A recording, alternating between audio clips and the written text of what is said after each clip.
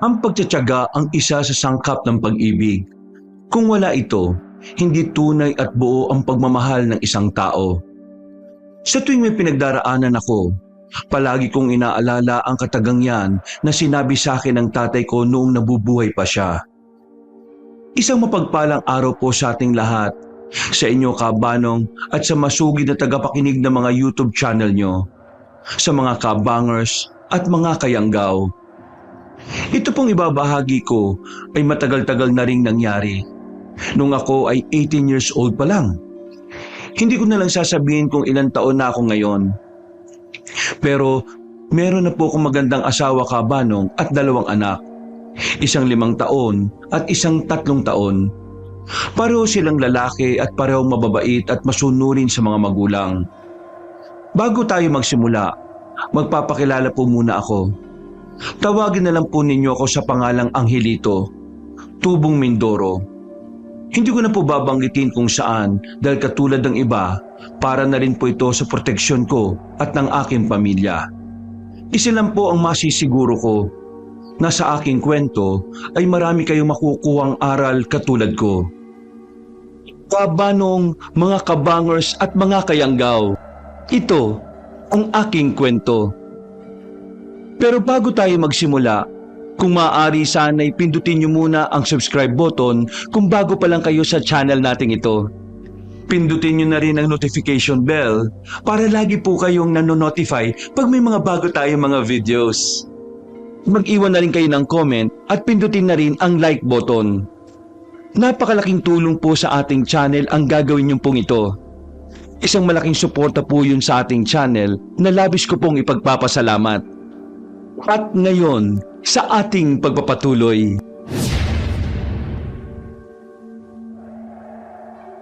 Ang 5 taong gulang pa lamang ako noon. Maniwala man kayo sa hindi, pero malinaw pa rin sa alaala ko ang gabing unang binago ang takbo ng aming buhay. Ako si Angelito, anak ni Panincio, na mas kilala sa baryong sumilang bilang si Tatay Pani. Ang albularyong nilalapitan ng mga tao kapag may sakit na hindi maipaliwanag ng gamot o may pangyayaring ayaw sumunod sa lohika ng mundo. Madaling araw yon sa baryo Sumilang. Base sa pagkakatanda ko kabanong, ang hangin ay may kabigatan. Yung tipong parang may nakasabit na uno sa ulap kahit wala namang kulog o kidlat. Gising ako dahil sa tunog ng mga dahong nagkikiskisan sa labas ng aming kubo.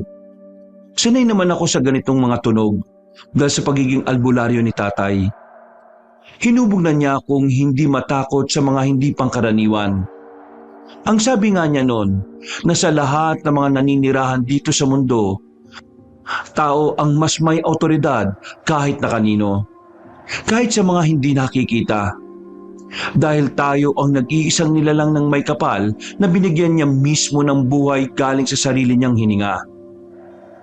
Mabalik po tayo sa kwento. Noong gabing yun, ay alam kong parang may kakaiba. At hindi nga po ako nagkamali kabanong. Dahil sa isang pagkurap ko lang po, ay may isang iyak na pilit sinasapawan ng dilim. Natatandaan ko pa, matapos kong marinig yun, ay tinawag ko ang tatay. Lumapit ako sa kanya habang inihila ang laylayan na kanyang damit. Sinasabi ko sa kanya na may naririnig akong iyak ng bata pero para siyang bingi. Alam kong gising siya noon dahil gumagalaw siya pagkatapos kong ugain ang kanyang katawan. Sige na anak, alam ko naman yung sinasabi mo dahil naririnig ko rin. Nakampante ako pagkaupo niya sa gilid ng banig. At pagkatapos ay umawak sa lumang rosaryo na may nakasukbit na anting-anting na yari sa buto ng hayop at pinatuyong ugat ng halaman. Alam kong nagdarasal na siya o nag-uurasyon kaya tumabi ako sa kanya at nanahimik. Ilang saglit lang ay dahan-dahan kaming tumayo. Kinuha niya ang kanyang bag na laging puno ng kagamitang langis, asin at mga halamang gamot.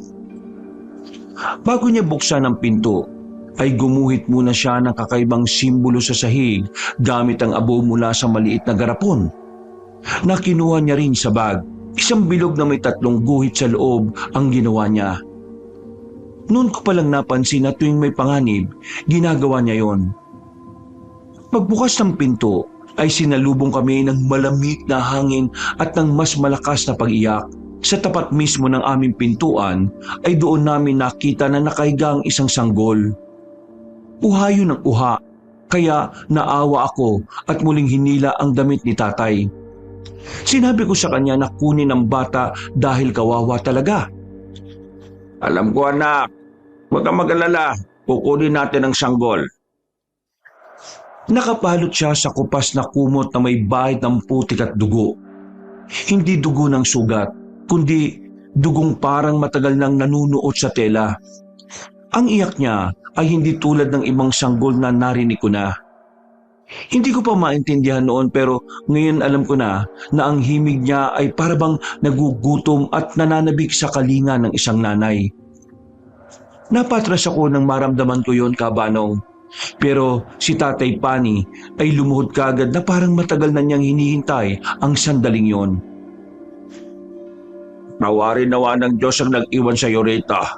At patawarin nawa ako ng Diyos sa pagkupkup ko sa iyong kaawa-awang sanggol. Ganun na ganun talaga ang pagkakasabi niya dahil medyo may kalaliman si tatay. At kahit ako ay nabibilib din sa sarili ko dahil sa talas ng aking memorya. Naalala ko pa kasi ang lahat ng yon. Kahit nga yung mga pangyayari nung 3 taong gulang ako ay medyo natatandaan ko pa rin, Kabanong. Nang sandaling mahawakan ni tatay ang sanggol, bigla yung tumigil sa pag-iyak. Napangiti yun sa amin at kahit ako man din. Pero napansin ko ang mga mata niyang pagpikit nito. Ang talukap ay tila nanginginig. Parang may gustong lumabas doon na hindi ko rin alam kung ano. Dahil hindi ko pa naman naiintindihan masyado ang pangyayari, kaya hinayaan ko na lang din, Kabanong. Nang igalaw niya ang maliit niyang kamay ay nakita ko ang kakaibang marka sa pulso niya. Isang hugis kalahating buwan na tila inukit sa balat. Natanong ko tuloy si tatay tungkol doon at sa ukit na tato. Tinatanong mo kung sino siya, Angelito? Siya ang isang sanggol na iniwan sa pagitan ng liwanag at dilim.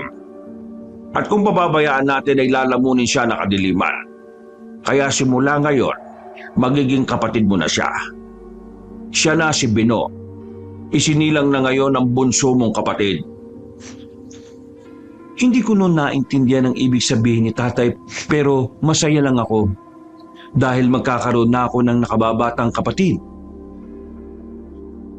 Kumalat nga kaagad ang balita sa Baryo Sumilang. May mga kapitbahay na nag-usisa, may mga nag-alay ng gatas. Ngunit mas marami ang pabulong na nagtatanong kung bakit may iniwang sanggol sa bahay namin. Si Aling Iska, na numero 1 tsismosa sa amin, ay sinasabi na hindi ordinaryong bata ang kapatid ko. Mabuti na lang ay matatag si Tatay Pani. Hindi niya napapansin ang pag-akusa ng mga tao. Nakafocus lang siya sa pagpapalaki sa amin ni Bino. At sa totoo lang, minahal ko talaga at itinuring siyang tunay na kapatid, hindi man sa dugo. Kabanong, ako po ang unang nag-alaga kay Bino. Kasama namin siya sa kahit saan. Ako ang naghihele at nagbabantay sa tuwing lumalabas saglit ang tatay. Pero habang tumatagal, ay may napapansin akong kakaiba sa kanya. Sinabi ko yung kay tatay dahil madalas mamula ang mga mata niya, pero nawawala rin kaagad. Kapansin-pansin din na hindi siya dinadapuan ng sakit at madalas iwasan ng mga alaga naming hayop katulad ng manok, pusa, aso at kambing. Kung minsan pa nga, sa tuwing sasapit ang hating gabi, bigla akong nagigising at sa tuwing pagmamasdan ko si Bino, nakadilat lang siya at tahimik na nakatingin sa kisame na parabang may nakikita siyang hindi namin nakikita. Bukod doon, may kakaibang gawirin ng kapatid ko. Sa tuwing dinadalaw kami ni Manang Suping, lagi siyang umiiyak. Hindi ordinaryong pag-iyak kundi parang natatakot. Si Aling Suping ang isa sa kakilala ni tatay na magaling din na manggagamot. Bigla na lang siyang nawala nang hindi ko rin alam. Pero sa huli nilang pag-uusap, narinig ko ang tungkol pa rin kay Bino. Manang, Mawalang galang na ho, pero hindi ko magagawa yung sinasabi nyo. Kailangan mong gawin yon, Pani. Alam mo yon sa sarili mo. Masyado pa hong bata si Bino. Wala pa siyang muwang sa bundok ito. Talagang binigyan mo pa rin siya ng pangalan, ha? Gawin mo na habang maaga pa. Hindi ko magagawa sa sanggol ang sinasabi ninyo. Kaya pasensya na ho talaga kung susuway ako ngayon sa mga payo ninyo. Naiintindihan ko dahil alam ko naman na ang iniisip mo. Pero mali pa rin yan. So ang gagawin mo ngayon sa batang yan? Kukup-kupin mo? Malalakihin at aari na sarili mong anak? Gano'n na nga ho. Kahihibang ka na talaga, Pani. Hindi ba natin nararamdaman siya ngayon? Pero alam natin pareho na may kakaiba sa sanggol na yon. Hindi siya... Alam ko ho yun. Pero itutuloy ko pa rin. Sigurado ho akong may dahilan ang kung sino mang nag-iwan sa kanya sa tapat ng bahay ko. Huwag mag-aalaga kay Bino. Magiging anak ko siya. Magiging bunso siyang kapatid ni Angelito. Ay, daka. Ewan ko sa yung tao ka. Hindi na talaga kita mapipigilan sa kagustuhan pa. Kaya nga ho, humihingi na ako ng paumanhin sa inyo ngayon pa lang, Manang Suping. Kung hindi ka na talaga magpapapigil, wala na akong magagawa. Pero tandaan mo ang araw na ito. Sa oras na dumating ang pagkakataon na magkaroon ng hindi magandang pangyayari, sinasabi ko na sa iyo, nung una ko palang kita sa sanggol na yon, hindi magandang hatid niya sa inyo ng tunay mong anak. Huwag niyo naman hong sabihin niyan sa isang sanggol na wala pang buwang sa mundong ito. Sa ngayon, wala pa siyang kamalayan sa paligid. Pero laganap na ang kadiliman sa enerhiya niya. Kapag nakaisip na siya at lumaki, nakasisiguro ko na mas lalo yung lalakas. Huwag nawa dumating ang panahon na ikapahabak niyo ang pagkupkup sa sanggol na yan, lalo na kay Angelito. Maghinay-hinay ho kayo, Manang, sa mga sinasabi ninyo. Dahil baka naririnig kayo ni Angelito. Masaysan na, Pani. Pero hindi mo rin ako mapipigilan sa gusto kong sabihin. At hindi basta-basta lang ang mga sinasabi ko sa iyo. Hindi ito para balakit ng damdamin mo o ano. Isa itong babala para sa iyo at sa iyong pamilya. Sige, kupin mo ang sanggol. Pero harapin mo rin ang konsekwensya, hindi man ngayon, kundi sa hinaharap. Kung may mali man sa pagkatao ni Bino, babaguhin ko ho yun. Gagawin ko ang lahat na makakaya ko para baguhin ang kapalaran niya. Huwag kang tanga, Pani.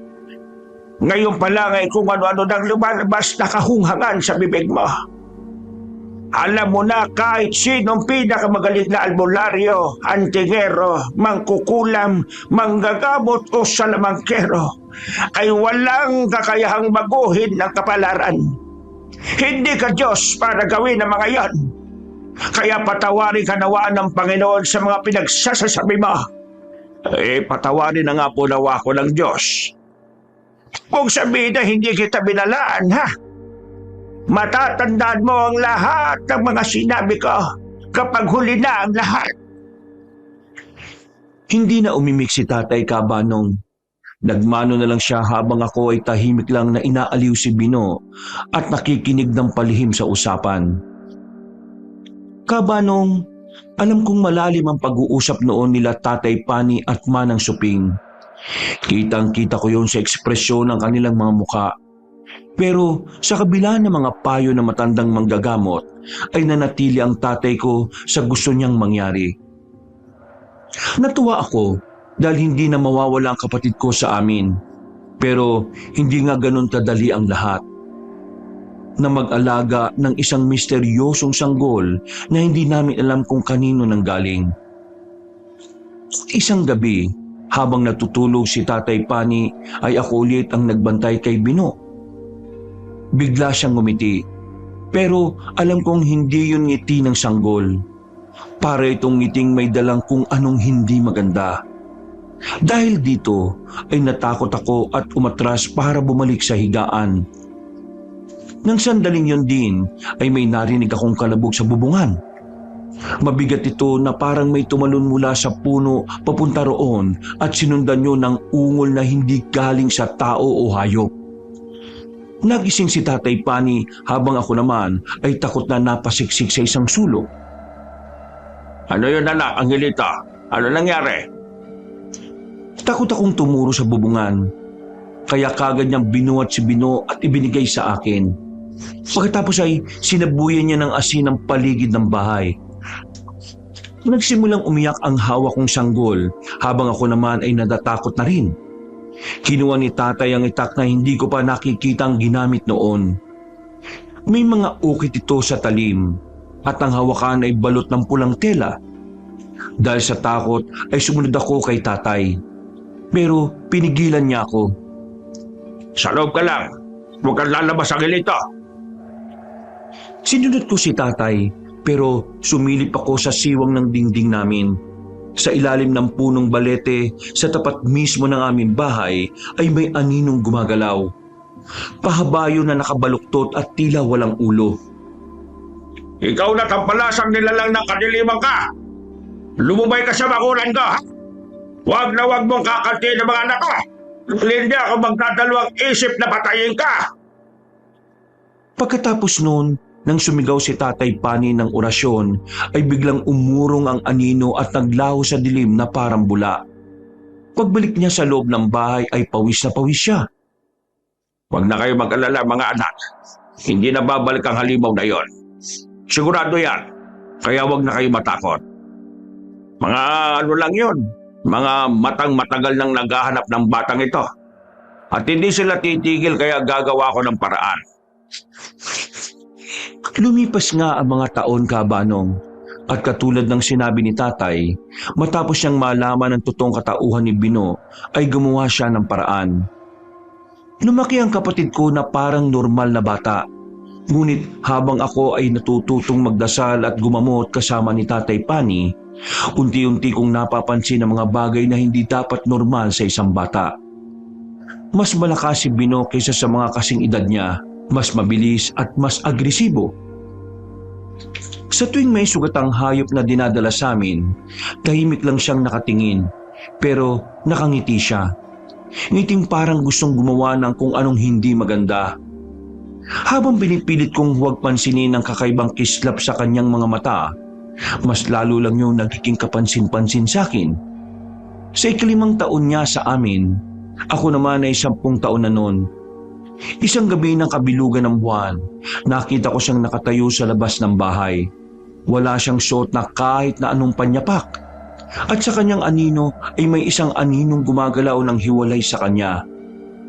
Doon nagsimulang mabuo ang takot sa aking dibdib. At doon ko na rin unang naisip, kahit bata pa ako, na ang sanggol na iniwan sa tapat ng aming pintuan ay hindi lamang pala basta iniwan lang. Sinadya siyang dalhin sa amin. Kung ano ang dahilan, hindi ko rin alam noong mga panahon na yon. Paano kung may isang bagay na natutunan ko sa paglaki sa piling ni Tatay Pani, yun ang katotohanang may mga sakit na hindi kayang pagalingin ng dasal. May mga sumpang hindi kayang patayin ng lakas ng loob lamang. At si Bino, ang batang itinuring kong kapatid, ay isang buhay na patunay noon. 10 taong gulang na si Bino noon at 15 naman ako. Habang ako'y natututong gumamit ng palaspas, langis ng nyog na may halong dasal at mga halamang gamot, siya naman ay tila walang interes sa mga yon. Ngunit tuwing gabi, habang inaakala naming tulog na siya, may mga sandaling nagigising ako dahil sa kakaibang tunog na parang mababang ungol na pilit nilulunok ng hangin. Isang gabi ng bagong buwan, nadatnang ko si Tatay Pani sa silong ng bahay na may inilatag na banig na puno ng simbolo. Mga hugis na hindi ko pa nakikitang ginagamit niya dati. May mga kandilang itim at pula. Pati na sa gitna ay may isang mangkok na may lamang tubig ulan at dugo ng manok. Tatay, ano po yung ginagawa niyo? Wala ito anak. Bumalik ka na sa pagtulog. Bakit niyo po dinadasalan si Bino? Wala lang to, anak. Hindi po ako naniniwala, Tay. Imposible pong wala lang yan. May kailangan lang akong selyuhan sa kapatid mo. Selyuhan? Bakit po? May nangyari ba sa kanya? May kinalaman po ba to doon sa mga bagay na napapansin ko sa kanya, Tay? Oo, anak. Mapapahamak na po ba ang kapatid ko, Tay? Hindi, anak. Kung masiselyuhan ko ng maayos ang kanilimang bumabalot sa kanya, gagawin ko yung palagi hanggang sa makahanap ako ng tamang paraan para makawala siya sa sumpa. Sumpa? Nasumpa po ba ang kapatid ko? Pero gagawin ko ang lahat sa abot ng aking makakaya para makalaya siya roon. At tutulungan mo ako na makontrol niya ang sarili niya hanggang sa dumating ang tamang panahon na mahanap ko na ang sagot. Opo, Tay. Sige po. Angelito, kung sakaling dumating ang araw na kailangan mong pumili sa pagitan ng dugo at dangal, piliin mo ang tama. Pero natatakot po ako. Hindi mo kailangan matakot dahil palagi mo akong kasama, anak. Pagkahawak ni tatay sa kamay ko, ay naramdaman kong parang dumaloy sa buo kong pagkatao ang kakaibang malumanay na hangin. Dahil doon, ay napakalma ako dahil tiwala ko sa sinabi niya, Kabanong. Pagkatapos ng gabi ng pagsiselyo, taon-taon na nga namin ginagawa ang tungkol dito. At sa mga lumipas na araw, linggo, buwan at taon, ay nagsimula ang mga kakaibang pangyayari. May mga manok na natatagpo ang tuyot ng katawan. Parang sinipsip ang lahat ng dugo. May mga aso na bigla na lamang nawawala. At tuwing may ganitong insidente, laging tahimik si Bino na nakaupo sa isang sulok. Pinaglalaroan ng lupa. O kaya'y nakatingin lang sa kawalan. Bino, okay ka lang ba? Okay lang po ko, kuya. Bakit kasi nandiyan ka na naman sa sulok Mas komportable po kasi ako dito, kuya. Parang nakikita ko po yung lahat kapag nandito ako. Ha? Talaga? Opo. Hindi ko lang po basta nakikita. Parang naaamoy ko nga rin. Tapos naririnig. Ang sarap sa pakiramdam kapag ganun. Parang nakakagutom po. Ha? Nakakagutom? Opo. Ano po ang pagkain ngayon? Hindi ko rin alam Tara na dun sa kusina, tingnan natin. Tapos, sabay na tayong kumain. Sige po. Nawiwirduhan man ako minsan, pero sinisikap kong intindihin ang aking kapatid. Pero sa loob-loob ko, ay alam kong meron talagang kakaiba sa kanya, magmula nung selyuhan siya ni tatay na taon-taon namin ginagawa. Sa mga sumunod pang araw, naging maayos naman ang mga pangyayari. Tipikal at walang aberya. Pero isang umaga ay dinala sa amin ni Aling Iska ang bangkay ng alaga niyang kambing. Si Mang Isko na kapatid niya ang may bitbit nito. Magandang araw po, Aling Iska. Gusto ko man din sabihin niya sa iyo, Angelito, pero anong maganda sa araw na ito? Nakita mo ba yung hawak ng Kuya Isko ko? Yung kambing namin nakita na namang patay. Nakakaulat na talaga ang buhay na to. Ano po ba nangyari? Alam mo, gwapo ka sana May itsura. Pero medyo may pagkaano ka no? Hindi na nga bale. Sa tingin mo ba pupunta ako dito at hahanapin ang tatay mo kung alam ko o alam namin ang nangyari sa kambing ka? Pasensya na po. Tatawagin ko lang po si tatay. Yan ang maganda mong magagawa, Angelito. Pakitawag na lang ang tatay mo, madali ka. Sige po.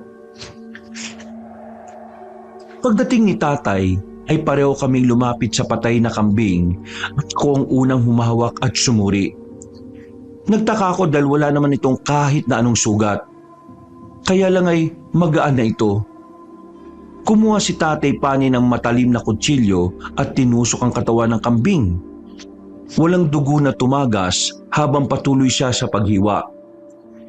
Dito mas nagtaka kaming lahat na nakakakita. Hanggang tumambad na nga sa aming mga mata ang tila nililinis na loob ng kaawa-awang kambing.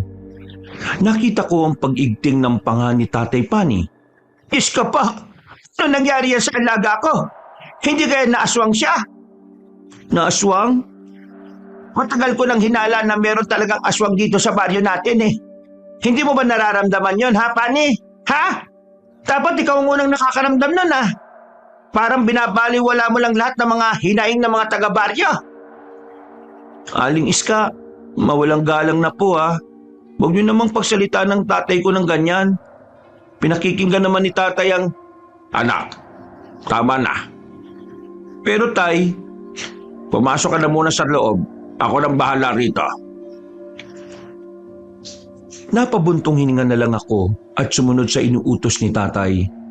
Pagdating ko sa loob ng bahay, tumambay ako sa sala at mula sa bintana ay pinagmasdan ko silang nag-uusap-usap. Kuya, ano pong ginagawa mo dyan? Ha? Oh, wala naman. Tinitingnan ko lang si tatay pati si Aling Iska at Mang Isko na nag-uusap-usap. Gusto mo po bang malaman kung anong pinag-uusapan nila? Ha? Pani, ilang beses na kitang sinabihan at pinaalalahanan. Teka. Naririnig mo yung pinag-uusapan nila? Hindi lang naman ngayon nangyari ito eh. Dati pa kitang sinabihan at alam kong alam mo naman yun na magmula nang dumating ang... Teka. Bakit ka tumigil? Ano na nga sabi ni Aling Iska? Uy, Bino, nakatulala ka na lang dyan. Wala na po, hindi ko na narinig. May tutuli sa tenga ko eh, biglang kumati. Diyan na nga lang muna ikaw, kuya. Babalik muna ako sa likod ng bahay. Ha? Okay, sige. Pag-alis ni Bino, ay tiningnan ko ulit si tatay at ang kausap niya hanggang sa mag-alisan na ang magkapatid. Nang pabalik na siya sa bahay ay sumalubong ako sa pinto pero seryoso ang pagmumukha niya kaya hindi na kagad ako nakaimik. Hinayaan ko muna siyang makapasok sa sala bago ako magsalita. Tay, ano po nangyari nung sa pag-uusap niyo? Nasaan na si Bino? Nasa likod po ng bahay. Hindi na siya umimik, Kabanong. Naglakad na lang siya papunta roon kaya sumunod na rin ako. Hanggang makita namin ang nakababata kong kapatid. Hindi ko rin alam kung anong nangyari ng mga sandaling yon pero nang makita ko si Bino ay parabang biglang bumigat ang hangin. Natigilan na lang ako at napatayo sa pintuan habang si tatay patuloy ang paglapit sa kanya. Tumingin lang siya sa amin at kumuway-kaway habang ngumingiti. Medyo kinabahan lang ako dahil nakita ko na may nakasukbit na kutsilyo sa likod ng bulsa ni tatay. Nang akma na akong pipigil dahil sa hindi maganda kong naiisip ay naggulat na lang ako. Bigla kasing hinimas-himas ni tatay ang ulo ni Bino. Nagtawanan sila pagkalaon kaya nakahinga ako ng maluwag habang napapahawak sa dibdib. Ay nako, ano ba tong naiisip ko? Kuya, halika dito. Tulungan niyo si tatay sa paggawa nitong bahay ng aso. Ha? Oo, sige. Papunta na. Nag-enjoy naman kami na parang isang tunay na pamilya, Kabanong. At masayang-masaya talaga ang puso ko ng mga sandaling yun. Hanggang sa sumapit ang gabi. Pasado 12:00 ay ginising ako ni tatay. Bakit po, tay? Halika't pumunta tayo sa kwarto ng kapatid mo. Kay Bino? Meron ka pa bang kapatid maliban sa kanya? Ikaw talaga oh. Tumayo ka na dyan. Ano pong gagawin natin sa kwarto niya? Basta, tumayo ka na dyan at sumunod ka sa akin. Bilis! Wala na akong nagawa kundi ang sundin ang sinasabi ni tatay. Pagdating namin sa kwarto ni Bino, himbing na himbing siya sa pagtulog habang nakangiti. Sinindihan kagad ni tatay ang mga kandilang itim at itinirik to sa palibot ng papag ng nakababata kong kapatid. Alam ko na ang gagawin niya, pero nagtataka ako dahil isang beses lang ito dapat sa isang taon ginagawa. Tay, Hindi po ba naselyuhan na natin si Bino nung nakaraang 3 buwan? Habang lumalaki ang kapatid mo, mas tumitindi rin ang epekto ng sumpa sa kanya.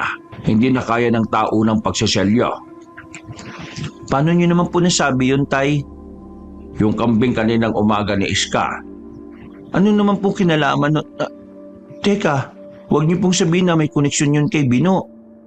oo, kaya napagdesisyonan kong gawin na kada 3 buwan ang pagseselyo. Kada 3 buwan?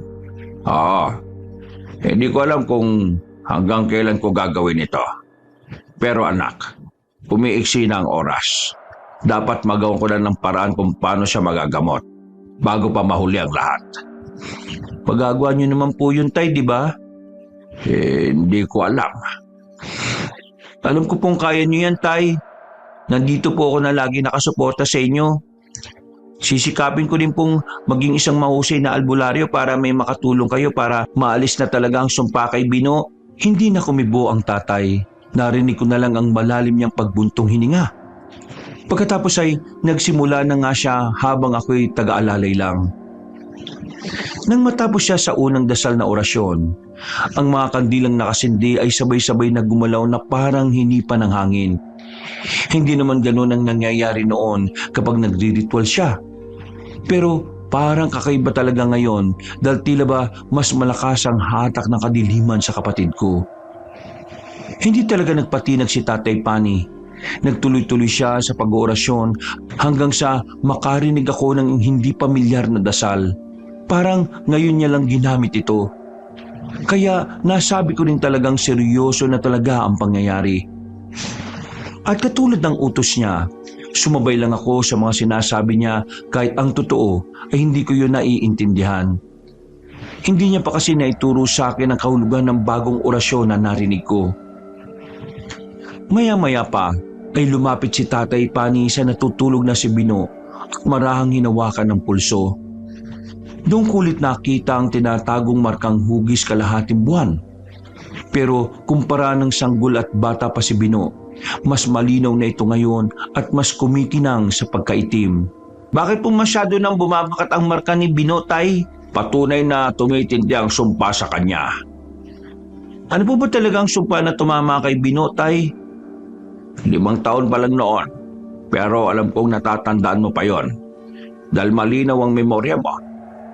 Nung bata pa si Bino, yung mga ilang buwan pa lang siyang nasa atin. Opo. Hindi ba may mga nilalang ng kadiliman na pumunta rito at itinaboy ka? Opo. Tandang-tanda ko po yun, Tay. Binabalikan na po ba siya ng mga yon? Yun po ang may gawa ng mga pagpatay ng mga hayop dito sa atin ngayon? Dahil po ba gusto na nilang bawiin ang kapatid ko? Hindi anak. Hindi nila babawiin si Bino. Wala sila rito at hindi nila intensyon na gambalain ang kapatid mo. Pero ano po, Tay? Sino po yung may gawa ng mga pagpatay ng mga hayop? Teka. Huwag niyo pong sabihin na kapatid ko yung may gawa nun. Oo anak. Dahil ang totoo ay hindi lang basta sumpang iginawad sa kanya. Ang sumpang tinutukoy ko ay ang pagiging dugong aswang. Po? Dugong aswang? May dugong aswang si Bino? Oo anak. Paano po kapag nalaman to ng mga taga-baryo sumilang, Tay? Ano pong gagawin nila kay Bino? Naku, natatakot po ako para sa kapatid ko. Wala silang gagawin dahil walang nakakaalam ng tungkol dito maliban sa atin. Makakaasa ba ako sa iyo anak? Opo. Pero kung sakali po, Tay, na malaman ng mga tao, katulad na lang ni Aling Iska at ng iba pa, hindi niyo naman po isusuko si Bino, di ba? Hindi niyo naman po gagawin yun sa kapatid ko. Pagtango ni Tatay ay para akong binuhusan ng malamig na tubig. At saka ko lang napagtanto na mabigat na pala ang sitwasyon namin. Ang buong akala ko pa naman kasi ay matinding sumpalang kabanong ang tumama sa nakababata kong kapatid. Doon ko lang din naintindihan at napagtagni-tagni ang mga kakaibang ikinikilos noon at hanggang ngayon ni Bino. May kinalaman pala ito lahat sa pagiging dugong aswang niya. Hindi na ako umimik dahil nagpatuloy pa ang tatay sa pagdarasal. At ng gabing yun ay narinig ko ang mga orasyon niya. Mas mahaba, mas mabigat, at mas may mga salitang hindi ko pa naririnig noon. Nang matapos na kami ay sinabihan niya akong iligpit ang mga gamit. At habang ginagawa ko yun, Kabanong, ay malungkot kong pinagmamasdan si Bino na nahihimbing pa rin sa pagtulog. Hindi ko alam ang mararamdaman ko kung takot o awa. Pero nang ibabaw ang habag ko para kay Bino. Alam ko sa sarili ko na hindi niya ginusto na magkaroon ng dugong aswang. At kung sino man ang nag-iwan sa kanya sa tapat ng pinto ng bahay namin noon, ay hangarin din ng taong yon na mailigtas ang nakababata kong kapatid. Nang masalansan ko na ang mga ginamit ni tatay, kinumutan ko si Bino, saka marahang hinima sa ulo. Nung mga panahong binabangungot ka at sinasabi mong namumula mga mata mo, merong dugo ang mga kamay mo, totoo palang mga yon. Ang tinutukoy mo pala sa masamang panaginip na yun ikaw. Pero huwag kang mag-alala, kapatid ko. Magiging ayos din ang lahat. Pangako, Bino, tutulungan ko si tatay at hindi kami titigil para makalaya ka sa pagkakaalipin ng pagiging dugong aswang. Kuya, ano po ang ginagawa mo sa kwarto ko? Wala. Sinisinip lang kita kasi baka binabangungot ka na naman. Maganda po ang panaginip ko ngayon. Kasama ko kayo ni tatay. Tapos nagtatawanan tayo kasama ng bago kong aso dun sa ginawa kong bahay niya. Ha? Talaga? Opo, nagising lang ako kasi iniyan ako ni Puti. Puti? Yun ba yung pangalan ng aso na hihingi natin bukas kay Aling Sandra?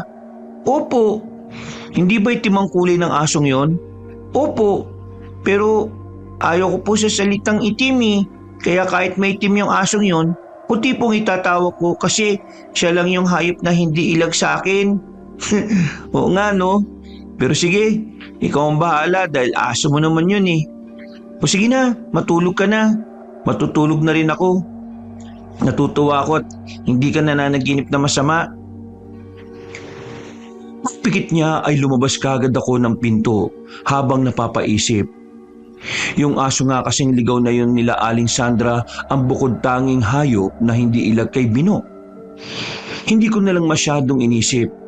Nagpunta na ako sa kwarto pero nang mapadaan ako sa dulong silid ay nakita kong nandun pa si tatay. Lumapit ako sa pintuan ng silid ritual. Nakita ko sa loob na nakaluhod si Tatay Pani. Ang pangalan ni Bino na nakaukit sa puting papel ay nakalatag sa gitna ng bilog na asin na tabo. May mga simbolo sa sahig na tila gumagalaw sa liwanag ng apoy. Patawarin niyo po ako, Bay Kapal. At tulungan niyo nawa ako na hindi mapabayaan si Bino. Nagsimula na siya sa pagriritual. Nang isawsaw ni Tatay Pani ang kanyang daliri sa mangkok ng dugo at tubig, biglang umlingaw-ngaw ang kakaibang tinig na hindi ko alam kung saan nanggaling. Isinara ko ang pinto at pumasok sa loob para hindi kumalat ang ingay sa buong bahay. Nagpatuloy ang tatay, pero nagpatuloy din ang nakakakilabot ng sigaw ng tila pinaghalo-halong boses. Para bang nag-aalburuto ang hangin at naramdaman kong umuga ang bahay. Ang mga kandila ay sabay-sabay na namatay at sa dilim ay may narinig kaming malalim na halakhak ng panunukso. Pagbalik ng mga sindi ng kandila ay kitang-kita ko ang imaheng itim na may mapupulang mga mata na nasa gitna ng papel kung saan nakasulat ang pangalan ni Bino. Hindi mo siya pag-akari, Ibularyo. Ha? Anong klaseng nilalang yan, Tay? Demonyo? Ulitin ko, hindi niyo pa siya pag-aari. Matutupad pa rin ang kagustuhan ng kadiliman. Nag-iwan siya ng malakas na halakhak na parang kumumot ng takot sa akin. Muling namatay ang mga kandila kaya napasigaw ko sa pagkasindak. Maya-maya pa nang biglang nagliyab muli ang mga kandila ay nagulat na lang kami nang makita si Bino sa isang sulok. Nakaupo siya at nakatingin sa amin. Itim na itim ang mga mata niya. Bino, Paano ka nakapasok dito? Tay, si Bino! Layuan mo siya, Angelito. Pero tay, lalapitan ko na po siya. Layuan mo ang kapatid mo. Tay, ano pong ginagawa niyo? Bakit niyo po ako tinutulak palabas, tay? Hindi mo dapat masaksiyan itong mangyayari, anak. Baka po, kung ano mangyari sa inyo ni Bino, pasukin niyo po ako. Huwag kang papasok, kahit ano mangyari. Wala na akong magawa kundi sundin ang sinasabi ni tatay. Minsan po talaga, Kabanong, may pagkakataon na gusto ko siyang suwayin, pero malaki ang respeto at paggalang ko sa kanya. Dahil po alam ko na nasa katwiran ng lahat ng ginagawa niya. Naghintay ako roon habang patuloy na pinakikinggan ng mga nakakatakot na boses sa loob ng silid ritualan. Tumagal ang ritual hanggang umaga. Paglabas ni Tatay Pani ay para siyang tumanda ng 10 taon. Nanginginig ang kanyang mga kamay at ang kanyang mga mata ay puno ng takot at pagod. Hindi ko rin alam kung paano, Kabanong, pero ramdam na ramdam ko ang panghihina ni tatay. Kaya nilapitan ko siya at inakay hanggang sa upuan.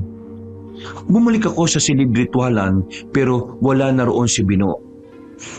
Nasaan na si Bino, tay? Hindi pisikal na katauhan ni Bino ang nakita mo kanina. Kung ganon, sino po yun? Ang sumpa. Ang sumpa? Kinalaban niyo po mismo ang sumpa? Oo, anak. Pero hindi ko siya malilinis. Nabigo pa rin akong iligtas si Bino. Ang dugo niya ay binana at hindi basa-basa isinumpa lamang. Huwag niyo pong sisihin ang sarili niyo, tay. Alam kong palagi niyong ginagawa ang makakaya niyo. Sigurado matatalo rin natin ang sumpa. Sa ngayon po sapat na ang pagsiselyo sa kanya. Nauubusan na tayo ng oras, anak. Hindi ko alam kung hanggang kailan ko siya mapipigilan pero gagawin ko pa rin ang makakaya ko. Kasama niyo po ako sa laban, tay. Hindi po kayo nag-iisa. Sabay po nating tutulungan si Bino, ang kapatid ko. Salamat, anak. Salamat. Niyakap ko si tatay ng mahigpit at naantala lang kami nang marinig ang pagbukas ng pinto ng kwarto ni Bino. Napatingin kami roon pareho paglabas ng nakababata kong kapatid. Nakangiti siyang lumapit sa amin at tumalon ng pagyakap. Nang mga oras na yun, Kabanong, ay tila ba nawala ang mga alalahanin namin ni tatay. Kahit may dugong aswang ang kapatid ko, alam namin na isa pa rin siyang normal na bata. At katulad ng paulit-ulit kong sinasabi, siguradong hindi niya gusto ang kanyang katauhan. Kuya, pagkatapos mo pong sumilip sa kwarto ko, dinalo po ako ulit ng masamang panaginip. Pero nakita ko po bigla si tatay. Ha? Talaga? Opo. Tapos niligtas ako ni tatay. Hinawakan niya po ng mahigpit yung kamay ko. Tapos tumakbo kami sa sobrang dilim na lugar. Pagod na po ako noon pero hindi pa rin tumigil si tatay. Kaya binitbit niya pa ako at pinasan. Ha? Ginawa ko yon? Opo. Ang galing niyo nga po, tay. Kaya lang po, nung lumapit na tayo sa liwanag, may umatak po sa akin. Bigla na lang po kayong nawala tapos di ko na po kayo nakita. Habang patuloy sa pagkukwento si Bino, ay napatingin ako kay Tatay Pani. Noong ko nakita sa unang pagkakataon na napaiyak siya, pero ako lang ang nakahalata nun. Para maiba na lang ang usapan, ay dinala ko na sa kusina ang nakababata kong kapatid para mag-almusal. Si tatay naman ay bumalik na sa kanyang kwarto para rin magpahinga. Kahit puyat ay sinamahan ko ang nakababata kong kapatid. Hanggang sa di ko na rin namalayan dahil sa pagod ay nakatulog na pala ako sa sala. Katulad ng napag-usapan namin ni Tatay Pani, Kabanong, tuwing kada 3 buwan na nga ginagawa ang pagsiselyo. Naging epektibo naman dahil nakontrol nga ni Bino ang kanyang sarili. Yun nga lang ay mas tumindi ang pag-atake sa kanya ng bangungot. Wala naman kami magawa ni tatay dahil malakas talaga ang itim na kapangyarihang bumabalot sa pagkatao ng kapatid ko. Sa katunayan niyan nahingi na si tatay ng tulong sa mga mahuhusay na manggagamot na kakilala niya. Pero tumanggi ang karamihan dahil ayaw nga nilang madamay. At habang tumatagal, mas lalo ring tumitindi talaga. Kaya kung minsan ay kinakailangan naming ulitin ni tatay ng 2 beses ang pagseselyo para mas maging epektibo. Ang kagandahan lang, kahit papaano ay nabawasan ang paghihinala ni Aling Iska. Pero hindi pa rin maalis sa tingin nila ang panghusga. Nagdaan pa nga ang mga taon. Sumapit ang 13 kaarawan ni Bino.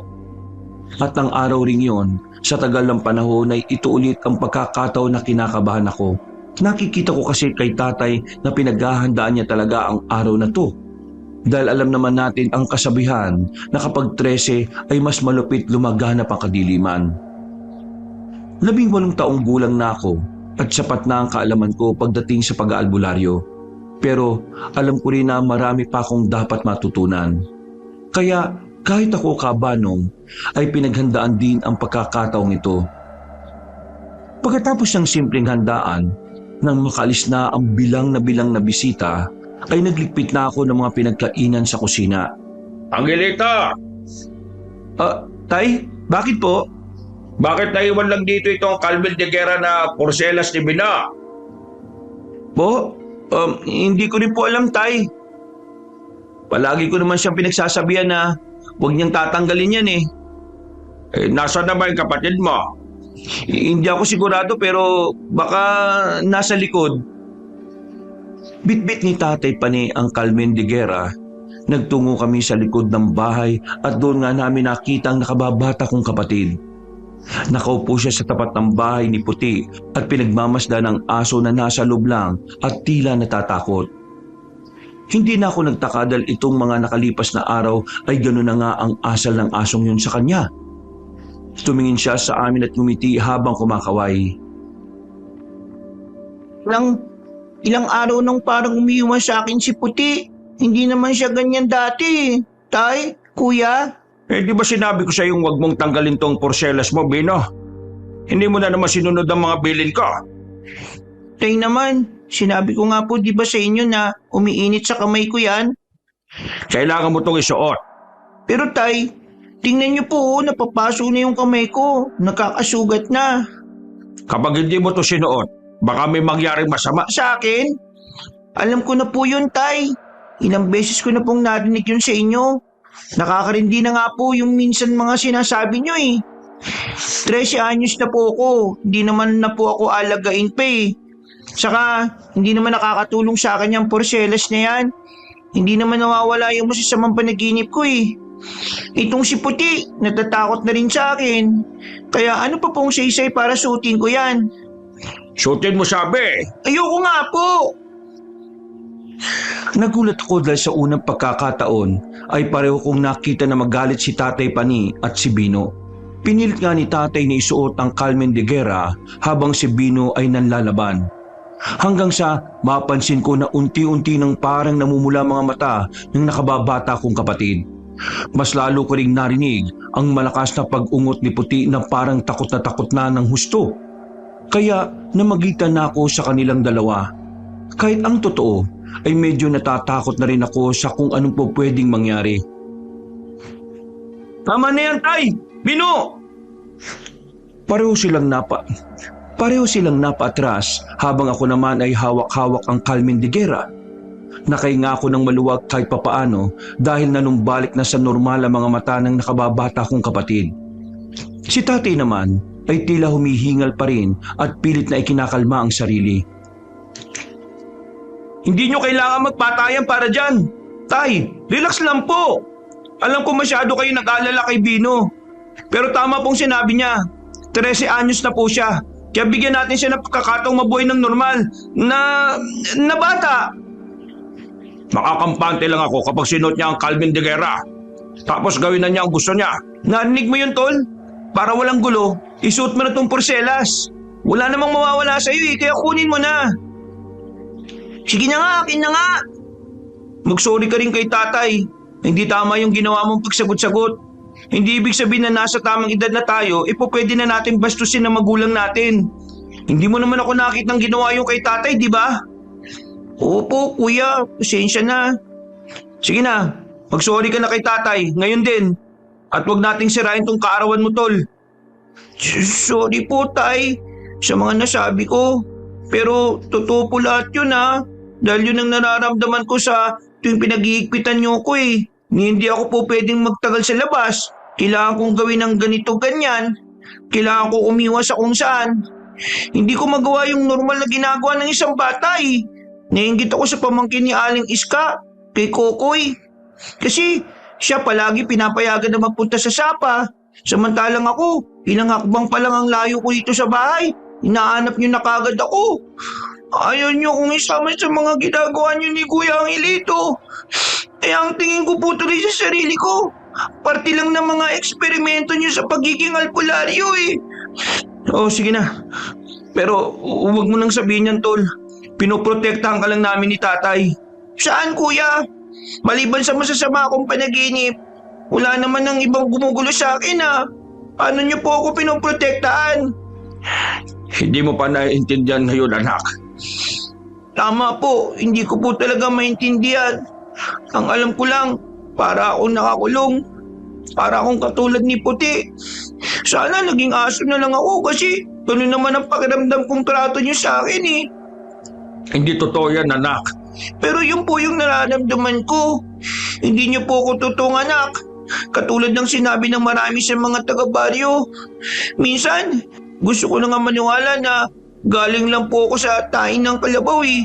Dahil yun ang kumakalat nun sa labas. Hindi mo sila dapat pakinggan, anak. Eh sino po dapat kong pakinggan? Tay, ikaw? Kayo ni Kuya? Eh tinatanggalan niyo nga ako ng kalayaan eh. Paano ko kayo mapapakinggan? Anak, sige na, kumalma ka na. Sawang-sawa na ako sa mga sinasabi niyo eh. Ayaw ko nang makulong sa lugar na to. Anak, pakiusap. Isuot mo na ang porselas. Hindi, itong dapat dito. Pagkaputol ni Bino ng Carmen de Guerra, ay bigla yung nag-apoy kaya nadamay ang kamay niya. Napatras siya sa gulat habang kami ni tatay ay nakatingin lang sa kanyang ginawa at hindi makapaniwala. Nang mapansin ko na tila gusto nang kumawala ni Puti, ay mas kinutuban na ako. Pagtingin ko kay Bino ay tila unti-unti nang nagbabago ang talim ng kanyang mga mata. Sigaw na siya ng sigaw na parang nawawala sa sarili. Alas 5 pa lang ng hapon pero tila mas matindi na ang hatak ng kadiliman sa kanya. Kaya napaatras ako sa takot. Si tatay naman ay matapang na hinarap si Bino kahit kita ko sa mga mata niya ang matinding lungkot. Hindi ako nakakilos noon, kabanong, habang pinagmamasdan ng nakababata kong kapatid na tila unti-unti nang nagpapalit ng anyo. Naririnig ko ang lagatukan ng mga buto niya sa likuran at ang damit niya ay parang napupunit dahil sa katawang tila lumolobo. Nawala lang ang atensyon ko sa kanya nang mapansin ko si Tatay Pani na dumukot ng maliit na garapon sa kanyang bulsa. Pagbukas niya ay umalingasaw ang amoy noon, kaya mas lalo kong kinabahan. Tay, ano pong gagawin niyo? Huwag niyo pong sasaktan si Bino. Pasensya na, Angelito. Pasensya na, Bino. Mas lalo kong naistatwa dahil sa matinding pagkabigla, kabanong. Ganun po pala ang pakiramdam kapag nalagay ka na sa alanganin at kailangan mong mamili kung ano ang dapat mong gawin. Matagal nang sinasabi ito ni tatay, pero kahit alam ko na ang nararapat gawin, hindi ko pa rin yata kaya. Bago pa tuluyang magpalit anyo sa pagiging aswang si Bino, ay isinaboy na ni Tatay Pani ang laman ng garapon. Napapikit na lang ako habang umiiyak sa sobrang takot. Matagal ako nanatiling nakatayo roon at nakapikit, hanggang sa marinig ko ang tatay na humahagulgol. Pagdilat ko ng mga mata, ay nakaluhod na rin siya habang bitbit ang walang malay na si Bino. Patawad, Bino. Hindi ko intensyon na maramdaman mong nakakulong ka. Dahil kapag nalaman ng mga tao ang totoo mong katauhan, siguradong hindi ka lang nila ikukulong. Papatayin ka rin nila. Pero tay, kayo na mismo pumatay sa kanya eh. Hindi, anak. Hindi ko magagawa yun sa kapatid mo. Ano pong ibig niyo sabihin? Ano pong sinabi niyo sa kanya? Naamoy ko po ang talumpunay na pangontra ng aswang. Angelito, tulungan mo muna akong buhatin siya papunta sa silid ritwalan at ipaliliwanag ko lahat. Wala na kaming inaksayang oras ni Tatay, kabanong. Pagdating sa silid-ritualan ay sinabi niya nga sa akin na maliit lang na pusyon ang talumpunay na inilagay niya sa garapon. Pampatulog lang yon na ginawa niyang disenyo para sa aswang. Inihanda niya ito para sa ganitong pagkakataon. Mabilis na lumipas ang oras. Pasado 12:00 ng hating gabi. Pagpasok ko sa silid-ritualan, nakita ko si tatay na hinihigpitan ang porselas na anting-anting sa pulso ni Bino. Ngayon ko lang nakita ang pendant na yon, pero mabigat ang pakiramdam ko sa bagay na yon. Kaya sigurado kong malakas ang taglay nung kapangyarihan. Ano po yan, tay? Anting-anting. Gagamitan niyo na po ba siya ng anting-anting? Kailan pa kayo naging antingero? Nagsasanay ako matagal-tagal na rin para sa kapatid mo. Pwede ko po bang hawakan? Huwag ka munang lalapit. Magsisimula na tayo. Gawin mo na ang mga dapat mong gawin. Opo, tay. Siya nga po pala, tay. Ano yon? May kailangan ka pa? Hindi niyo naman po dinibdib yung mga sinabi ni Bino kanina, no? Hindi niyo naman po kailangan sagutin ang tanong ko. Gusto ko lang pong sabihin sa inyo na hindi niya alam ang sinasabi niya. Dahil hindi niya alam ang totoo sa kanyang pagkatao. Sigurado po kung maintindihan tayo ni Bino kapag nalaman na niya ang totoo. Sinasabi mo ba na pagkatapos nito, dapat ko nang sabihin sa kanyang totoo niyang katauhan? Na hindi ko siya totoong anak? Hindi mo siya totoong kapatid at may nananalaytay na dugong aswang sa katauhan niya? Ihahanda ko na po ang mga gagamitin natin. Wala na ngang umimik sa amin, Kabanong. At pagkatapos kong ihanda ang mga gamit ay nagsimula na ang ritual. Pinagmasdan ko lang si Bino na nahihimbing sa pagtulog. At doon ko unti-unting napansin na nagsisimula na ang pagbabago ng marka sa kamay niya. Tay, yung marka ni Bino. Oo, alam ko. Nararamdaman ko rin ang matinding pagbabago nito. Maganda ka. Hindi basta-basta ang gabing ito. Siguradong magiging madugo. Magiging madugo? Oo, anak. Magiging madugo. Dahil doon, mas naging alerto nga ako, Kabanong. Inihanda ko ang ilang pangontra habang sinisimula na ni tatay ang pagbibigkas ng orasyon. Ito rin ang unang pagkakataon na makikita ko siya na gumagamit ng anting-anting sa isang tao. Hindi naman kasi bihas ang antingero si tatay, pero tiwala ko sa kakayahan niya. Maya-maya pa ay mas tumindi ang kadilimang bumapalot sa silid. Lumamig ang hangin, pero mainit pa rin ang pakiramdam ko. Kakaiba at pinaghalo-halo ang amoy. Hanggang sa marinig na naman namin ang malalim na halakak na parang galing sa impyerno. Pero napatahimik yun ni tatay, kaya inakala kong tapos na ang lahat. Pero nagkamali ako, dahil nagsisimula pa lang pala ang laban. Pagdilat ng mga mata niya, ay humarap kagad siya sa akin. May mga bisita tayo. Pipigilan nila tayo sa ginagawa natin para matulungan si Bino na tuluyang maging isang ganap na aswang. Ano pong bisita, tay? Pipigilan nila tayo sa ginagawa natin para matulungan si Bino na tuluyang maging isang ganap na aswang. May mga kalaban? Maging mapagmatsyag ka. Bago pa matapos ni tatay ang pagsasalita, ay narinig ko na ang malakas na pagtahol ni Puti. Hindi nagpapaawat ang aso at parang galit na galit. Kaya saglit akong lumabas ng silid-ritualan at nagpunta sa bintana na nakadiretso sa likod ng bahay. Nakita kong aso ni Bino. Galit na galit pa rin yon at may tinatahulan kung ano o sino sa kadiliman. Lumabas kagad ako at kinalagan ito ng tali. Hanggang sa mabilis yung tumakbo papasok sa loob ng bahay. Sumunod din kagad ako at nang isara ko ang pinto, mula sa siwang nito ay nakita ko ang mga daliring may matutulis na kuko. Nangingintab ang mga yon sa pagkaitim habang umuungol ng mahina. Tumatras ako habang nananatiling nakaharap doon hanggang sa marinig ko na naman ang isang ungol na may kasamang langit-ngit ng mga butong naglalagatukan. Kasunod noon ay biglang may kumalubog sa bubong. Tila nayanig ang aming bahay, Kabanong. Biglang bumukas ang pinto, saka pumasok ang nakakatakot na nilalang. Namumula mga mata nito. Naglalaway ang dilang abot sa hig at ang matatalim na kuko ay kumakaskas sa dingding. May nakapasok na aswang sa aming bahay. At ito ang sinasabi sa akin ni tatay na bisita. Umaksyon kagad ako, Kabanong, pero bago pa sumugod ang nasabing aswang, ay dinambahan na siya ni Puti. Nagulat ako sa nakita kong yun. Pinagkakagat ng asong itim ang aswang sa iba't ibang parte ng katawan. Lumalaban naman ang aswang pero hindi niya matamaan ang aso dahil parang sanay na sanay ito sa pakikipaglaban. Sinamantala ko ang pagkakataon. Dinukot ko ang maliit na garapon at tinagis kagad sa halimaw. Humiyaw yun ng ubod ng lakas, kasabay ng malakas ding paghiyaw ni Bino mula sa silid ritwalan.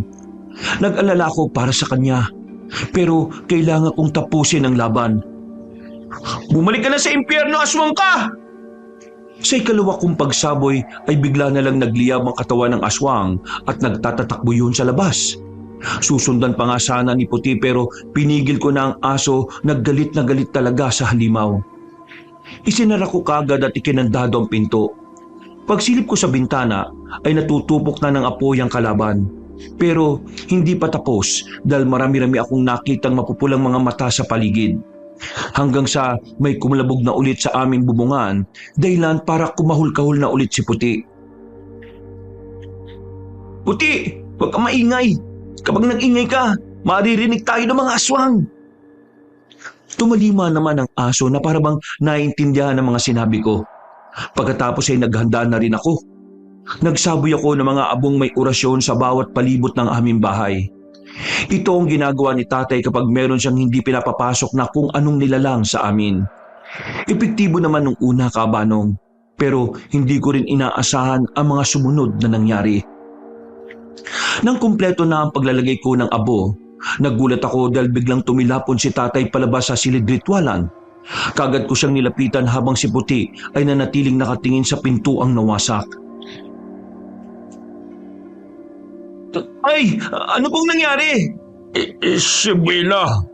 Ano pong nangyari kay Bino? Tumuro si Tatay Pani sa silid ritwalan. Kumakahul-kahul pa nung una ang aso roon pero kalaunan ay nabahag na rin ang buntot nito. Hanggang sa unti-unti nang lumabas ang kapatid ko mula roon. Si Bino ay nakatayo sa pintuan. Walang suot ang itaas na katawan. Ang balat niya ay may mga bitak na parang lumang lupa at sa pagitan ng mga yon, may mga gumagalaw na kung anong klase ng hindi ko maintindihan. Ano pong nangyari kay Bino, Tay? Bakit siya nagkaganyan? Anong klaseng halimaw yan? Aswang po ba talaga yan? Oo, anak. Isang uri ng aswang yan. Sinumpang aswang. Nakakita na ako niyan nung kaedad mo pa lang ako. Hindi ko alam ang eksaktong tawag dyan pero naririnig ko ang lolo ko na tinatawag yang idwang. Idwang? Bago pa makasagot si tatay, ay narinig na namin ang pagsigaw ni Bino. Nang tingnan ko ang aswang na idwang, ay hindi ko na makilala ang nakababata kong kapatid. Parang ibang nilalang na talaga ang kaharap namin. Isang halimaw at hindi isang kapamilya. Tay, anong gagawin natin? Tumakbo ka na anak, bilisan mo. Pero paano po kayo? Iwan ako anak. Sige na, Hindi ko po gagawin yan, Tay. Aakayin ko po kayo. mamamatay lang tayo rito pareho kapag inakay mo pa ako. Sige na, tumakbo ka na anak. Hindi na naman natapos ni tatay ang pagsasalita dahil nabaling na sa amin ang atensyon ng aswang. Sinalakay kami nito kaya dali-dali kong hinatak si tatay. Napatras kami sa isang sulok malapit sa kusina. Pagkaharap ko kay Bino, pulang-pula ang mga mata niya na talagang nanlilisik. Mas lalo kong nakita ang itsura niya bilang isang aswang na idwang. Mas nakakatakot pala talaga yun, Kabanong. Mas nakakatakot pala talaga yun, Kabanong, sa malapitan. Dahil yung bitak-bitak na katawan niya ay parang may kung anong kumikislot-kislot. Muli siyang sumugod, kaya hinatak ulit si tatay pero humarang siya sa amin. Dahil dito ay nagkahiwalay kami ng landas ni tatay. Siya ay napunta sa ilalim ng lamesa, habang ako naman ay sa bandang banyo. Tumama ang ulo ko sa gripo kaya dumugo ang noo ko. Paghawak ko roon ay sumasagana na ang dugo dahil medyo malalim ang tama. Sinubukan kong tumayo pero dahil sa basa ang sahig kaya natumba na naman ako. Sa ikalawang pagkakataon ay tumama na naman ang ulo ko sa gripo kaya mas lalo itong dumugo. Mahilo-hilo ako, Kabanong. Pero sinikap kong makatayo pa rin dahil inaalala ko ang tatay. Pero saka ko lang napagtanto na hindi pala ang tatay ang susunod na sasalakayin ni Bino. Ako pala mismo. Kitang-kita ko kung paano siyang suminghot-singhot sa hangin hanggang sa maamoy niya ang dugo na tumatagas sa noo ko. Dahil doon ay parang mas lalo siyang naging agresibo. Hanggang sa ang mga bitak-bitak sa katawan niya ay mas lalong lumaki. Mas lalo kong nakita ang mga kung ano-anong kumikislot doon. At nanlaki ang mga mata ko matapos malaman kung ano ang mga yon. Halos masuk-asuka rin ako dahil sa matinding lansa at baho ng amoy na pinagsama-sama mula sa mahahabang nilalang na gumagapang palabas sa bitak-bitak na katawan ni Bino. Para yung mga alupihan pero mas malalaki at mas matataba. Sobrang baho talaga, Kabanong, at talagang nakakatakot ang itsura. Mga alag, sipsipin ko na yan. Pasukin niyo ang buong katawan niya at sairin ang buong niyang laman loob mula sa... Mas lalong nanlaki ang mga mata ko dahil sa matinding takot. Alam ko kasi sa sarili ko ng mga oras na yun, Kabanong, nakatapusan ko na. Kumakap-kap-kap pa ako sa bulsa pero wala na pala roon ang mga pangontrang panaboy sa aswang. Nahulog at gumulong pala malapit sa inidoro. Sinikap kong gumapang para abutin yun hanggang sa maramdaman kong isa sa mga malaalupihang nilalang na gumagapang nasa paa ko. Pagkaabot ko ng maliit na garapon ay dali-dali ko itong binuksan at sinaboy sa nasabing nilalang. Kumislot-kislot yun at nahulog sa binti ko. Saka umapoy. Ganun na rin ang ginawa ko sa iba pa. Wala na akong alam kung may matamaan ako o wala. Basta saboy lang ako ng saboy. Nakita kong napatras si Bino, kaya lumakas ang loob ko. Pero alam kong hindi siya basta-basta natinag sa ginawa ko. Galit na galit siya at parang mas lalo pang naging mabalasik ang mga tingin niya. Nang magkakasunod na umapoy ang malaalupihang nilalang ay biglang nagsisisigaw ang aswang na Idwang na parang siya ang nasasaktan sa nangyayari. Wisit ka! Wisit ka! Anong ginawa mo sa mga alaga ko? Pinatay mo sila! Pinatay mo sila! Umanda ka sa akin! Sinamantala ko na ang pagkakataon. Kahit duguan ang noo at mahilo-hilo, Kabanong, ay lakas loob akong lumabas ng banyo at umiwas sa nagwawalang si Bino. Hinanap ko si Tatay Pani sa ilalim ng lamesa pero wala na siya roon. Hindi ko alam kung matutuwa ba ako o hindi. Pero ang alam ko lang ay hindi pa kami ligtas. Bukod kasi sa kasagupa naming aswang na Idwang na si Bino, meron pang mga kalaban sa labas na kanina pa naghihintay sa amin. Ay, nasaan ka? Nandito ako, anak. Nakahinga ako ng maluwag pagkakita sa kanya sa silid-ritwalan. Nakatayo siya roon at bitbit ang ibang gamit na panlaban sa mga aswang.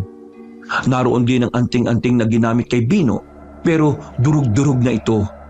Paglabas niya ay inabot niya sa akin ang bag at kumalansing yon dahil sa mga garapon. Inakay ko kagad siya palabas habang si Bino ay patuloy pa rin na nagwawala dahil sa sakit ng pagkasunog. Pero pagbukas namin ng pinto ay tumambad kagad sa paningin namin ni Tatay ang iba pang aswang. Sinabuyan kagad ito ni Tatay ng pangontra. Nang matamaan sa muka ay napaatras yun at biglang nasunog. Wala na kaming sinayang pang oras. Habang hindi pa nakafocus ang atensyon sa amin ni Bino, lumabas na kami ng bakuran. Pero may mga aswang pa rin na mga sumunod. Hindi nga namin napansin ang isa na patalon sa amin. Mabuti na lang ay kumahol si Puti at muling sinunggaba ng aswang. Nagpambuno sila pero nanalo ang aso namin. Pagkatapos ay sinabuyan na kagad ni Tatay ng pangontra ang aswang hanggang sa masunog ito. Nang makalabas na kami ng gate ay biglang kumalampag ang pinto sa bahay. Napalingon kami roon at nakita namin na nabuwal. Mula roon ay tumindig si Bino. Umuusok ang katawan niya at galit na galit talaga. Tara na po, Tay! Huwag na kayo magpaiwan at usap! Hindi kayo mananalo sa kanya sa lagay niyo! Nagawa niya nga madurog yung agimat eh! Bino, Nang marinig ko yun kay Tatay, naghalo ang awa at pag-aalala ko sa kanya. Kahit ako man ay hindi gusto itong mga nangyayari. Pero wala kaming magawa pareho kundi makipagsagupa sa kapatid kong nilamon na ng pagiging halimaw. Inakay ko si tatay palayo pero narinig pa naming sumisigaw si Bino. Sigaw na parang nagtatawag ng iba pang uri ng aswang na sumalakay sa amin kanina. Bago siya tuluyang mawala sa paningin namin, bago kami lumiko sa kabilang iskinita ay narinig ko pa siyang nagsalita ng malakas. Hindi niyo ako matatakasan. Mamamatay kayong lahat yung kabing to. Kayong lahat dito sa baryo. Wala akong ititira kahit na isa. Alam kong narinig din yun ni tatay kaya mas lalo kong naawa para sa kanya. Katulad ko kasi, mahal na mahal niya rin talaga si Bino. Itinuring talaga namin siyang kadugo at parang tunay na amin. Pero wala na talaga kaming magagawa dahil nabigo kaming makontrol ang selyo. Sinundan namin si Puti kung saan pupunta.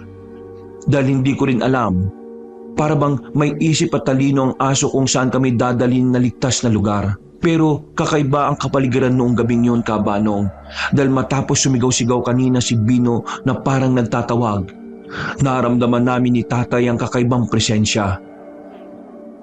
Presensya na galing sa kasamaan at mabigat ito. Pati nakakadagdag ng panghihina.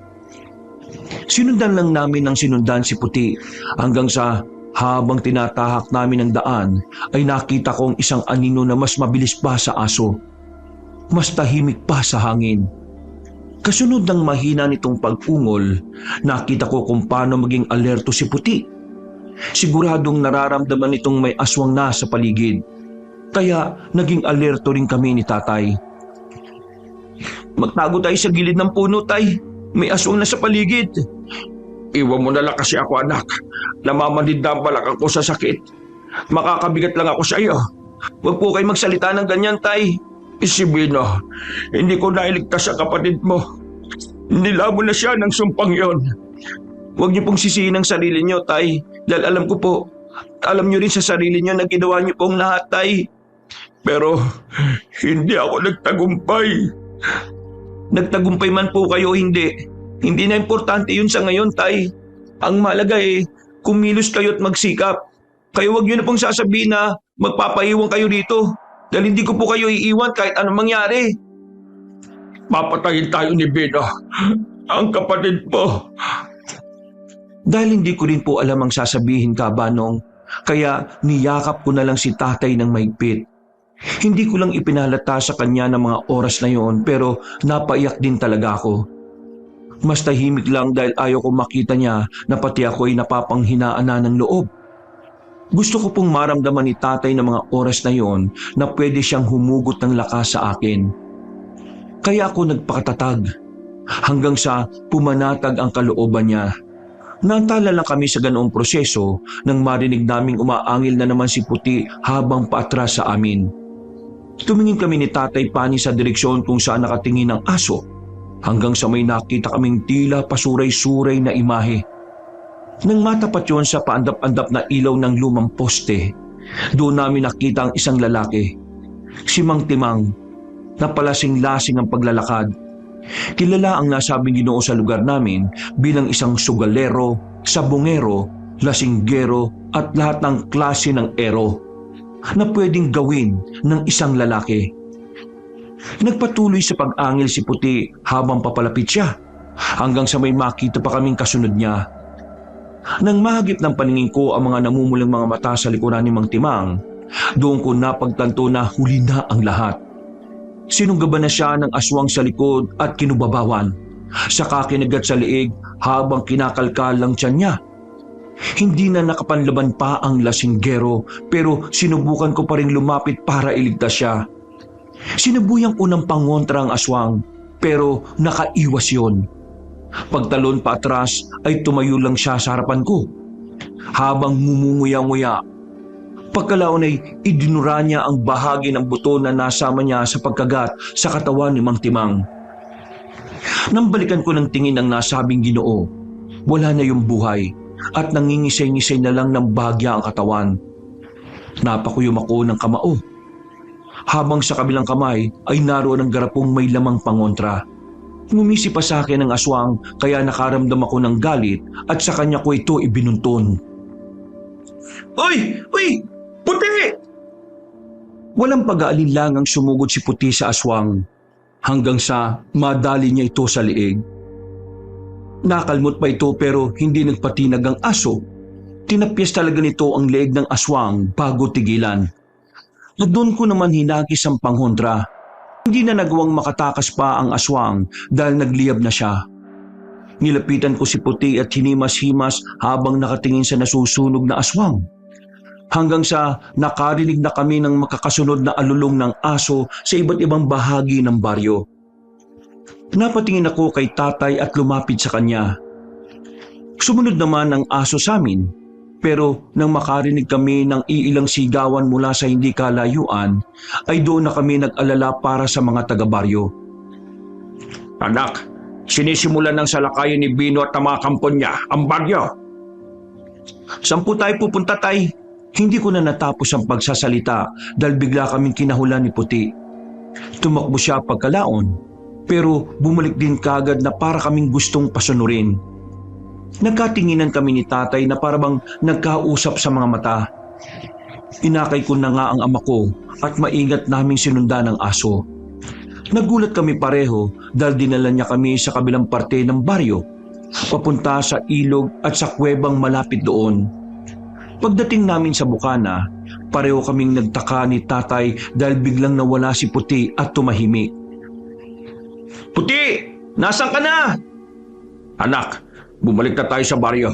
Kailangan natin mapigilan si Bino bago pa siya makapatay ng marami ron. Saka na natin balikan yung aso. Pero tay, nangihina ka na. Hindi ba namamanhid na yung baywang mo? Hindi ko rin kakayanin kapag bumalik tayo ron. Kaya maiwan na lang po kayo rito. Ako nang hahanap kay Bino at tutulong sa mga taga-baryo. Pipigilan ko ang kapatid ko sa abot na makakaya ko, tay. Baka mapahamak ka. Wala kang tunay na karanasan sa pakikipagsagupa sa mga aswang. Pasensya na po kung medyo sarkastiko tong sasabihin ko. Hindi naman talaga tayo maharap sa mga aswang dahil hindi naman tayo mga antingero.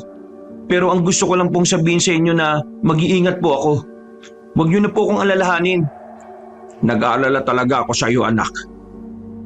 Akala ko ba gagawin mong lahat para hindi mangyari ang ganito, ha, Pani? Manang Suping, kayo po ba yan?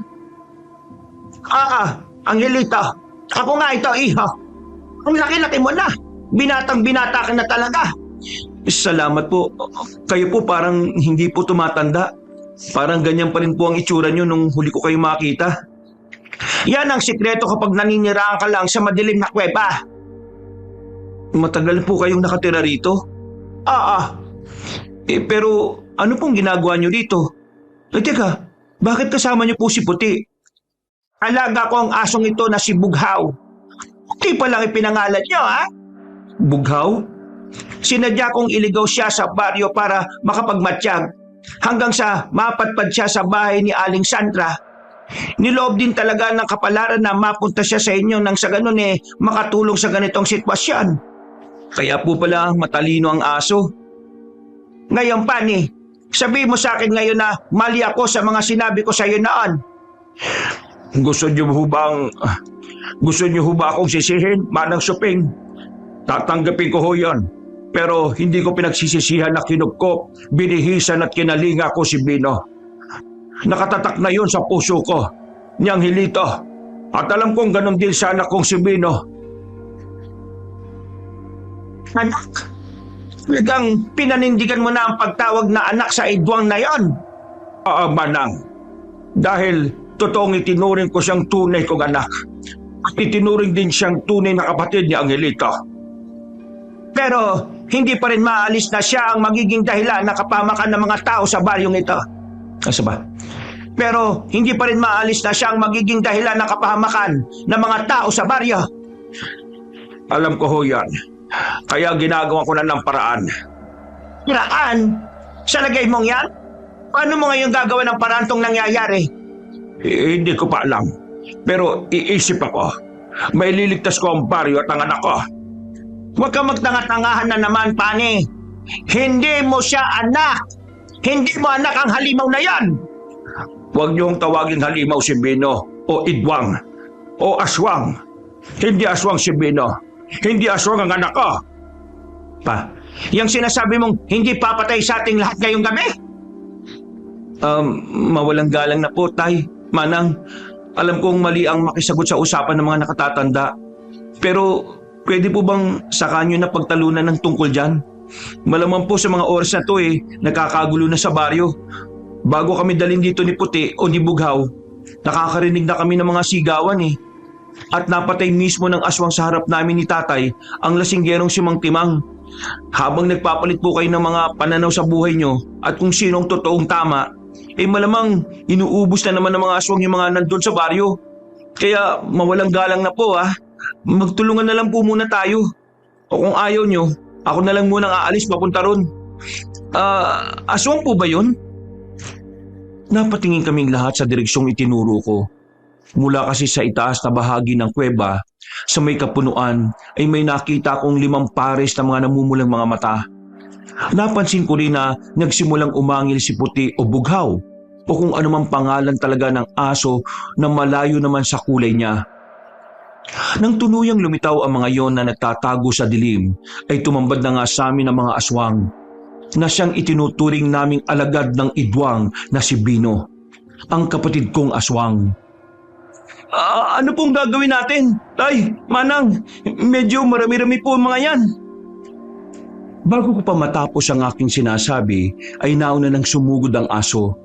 Nagulat ako nang tinapik ako sa magkabilang balikat ni Tatay Pani at Manang Suping. Hindi ko tuloy alam kung sino ang una kong kakausapin sa kanilang dalawa. Anak, tulungan mo si Puti. Kunin mo itong mga garapon na pangontra at alam mo na naman ang gagawin. Epektibong pambulag ito sa mga aswang. Huwag kang galala, dala ko na muna ang bahala sa tatay mo. Kailangan kong pagalingin ang mga sugat niya bago pa lumala. Pero hindi ko kailangan Manahimik ka, Pani. Sige na, iho, ang hilito. Tulungan mo si Bughaw. Hindi siya pwedeng mamatay dahil malulungkot ang kapatid mo. Nang marinig ko yun, napangiti ako dahil sa kaloob-looban ay tanggap din naman ni Manang Suping kahit sino pa si Bino. Sadyang hindi lang talaga maganda ang pagkakataon, Kabanong. Hinayaan ko na nga muna sila dahil umabante na ako. Hindi ko rin alam dahil bigla na lang akong nagkaroon ng tapang. Parang nagsanga-sanga ang determinasyon ko na kumalaban sa mga aswang para mailigtas si Bino pati ang mga taga-baryo. Nang makita ko na kinakagat-kagat na sa leeg ni Puti ang isang aswang, lumapit kagad ako roon at isinaboy sa halimaw ang pangontra. Pagkatapos nung mangisay ay bigla na lang nag-apoy at nasunog. Pero hindi nagpaawat ang 4 na natitira dahil galit silang sumugod sa amin nang sabay-sabay. Tumakbo ako para magtago sa puno. Si Puti naman ay umikot at kaagad sinunggaban sa likuran ng isa pa. Tinumbok niya kagad ang ulo kaya sinaboy ko kagad doon ang pangontra hanggang sa mag-apoy na rin yon. Pero hindi ko inaasahan ang nangyari. Mula sa magkabila kong gilid ay sabay na umatake sa akin ang 2 aswang. Pag-atras ko ay nabitiwan ko ang bag ni Tatay kung saan nakalagay ang mga garapong pangontra. Sakto pa na natalisod ako sa isang ugat dahil sa madilim na paligid. Dumausos ako pababa hanggang sa mapunta sa gilid ng sapa. Pagtayo ko ay nasa harapan ko na pala ang isang aswang. Kinalmot ako nito at ramdam ko na parang napunit ang pisngi ko. Mabuti na lang ay laging to the rescue si Puti sa akin. Dinamba niya sa likod ang aswang pero may isa pang sumunod at pinagkakakalmot din siya. Nang makita ko yon, kahit nasasaktan ako ng husto, ay dali-dali akong tumayo. Hindi ko na rin alam kung anong mangyayari sa paligid, Kabanong. Sumupaka pa lang ako sa gilid ng sapa ng kung ano-ano hanggang sa may mahawakan akong solid na bato. Pinagpupupok ko ng salitan ng mga aswang hanggang sa parang nadurog ko na nga yata ang mga ulo nito. Tumigil lang ako nang marinig ang mahinang pag-ingit ni Puti. Nang tumingin ako sa bandang kaliwa, nakita ko siya na nakadapa, duguan at nanghihina. Dali-dali akong lumapit at binuhat siya. Tumatagas-tagas pa nga sa kamay ko ang mga dugo galing sa malalalim niyang sugat. Napuruhan talaga siya ng gusto mula sa aswang kanina. Puti, lumaban ka! Pinilit pa nga na gumalaw ng aso. Aawatin ko sana pero parang nagmatigas to kaya sinundan ko na lang. Hanggang sa makita kong kinaroroonan nila Tatay Pani at Manang Suping. Sa unahan nila ay pasugod ang aswang at di nila ito namamalayan dahil abala sila pareho. Ginagamot kasi na matandang babae ang tatay ko at talagang nakafocus sila roon. Huli naman akong tatakbo pa ako. Alam kong di na ako aabot kaya sumigaw na lang ako para magbabala sa kanila. Pero saka ko lang namalayan na nasa likuran na ng aswang si Puti. Bago pa makatalo ng halimaw ay sinunggaban na siya ng aso. Nagpagulong-gulong sila pababa papunta sa madilim na bahagi ng kuweba. Nagulat lang at natigilan sina Tatay Pani at Manang Suping. Ako man din ay natulala Kabanong. Bago tumakbo palapit doon. Ayos lang ba kayo, Tay, Manang? Oo anak, si Puti.